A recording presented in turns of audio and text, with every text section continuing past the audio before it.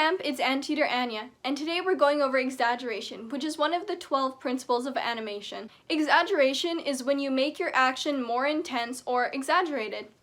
This principle, along with the other principles, is used in every single movie that you'll find. So next time you're watching a Disney movie, go through it frame by frame and you'll see the characters making some pretty funny faces, which is actually the animators exaggerating their facial expressions. You can especially see this in Looney Tunes when a character gets hit by something and their body stretches over the object.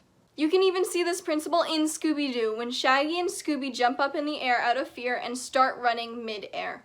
This is exaggerating their fear. There are many things that you can over-exaggerate in your animation, so I've made two animations, one with exaggeration and one without. Let's take a look at the differences. So our first animation doesn't have exaggeration, and our second animation does. The changes are very small, but they're still there and add a lot of quality to the finished product. Let's slow it down a little and go frame by frame.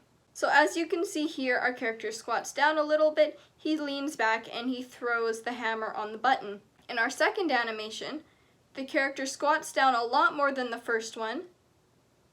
He jumps up, and his pose is exaggerated here by lifting his leg. He leans back a whole lot more than our previous animation, and his arms stretch a whole lot while he's throwing the hammer. If you'll notice, I've also exaggerated the hang time for the hammer. So the four things that I've exaggerated in this animation is our character's pose, his squash and stretch, our hang time of the hammer, and I've elongated his arms.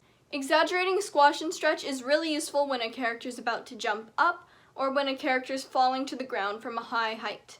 It's really useful to show a character getting deformed when they get hit by something because it's evidence of a large impact. More hang time can be used to make your animations more appealing. And lastly, you want to exaggerate the pose when your character's doing an action that's really important.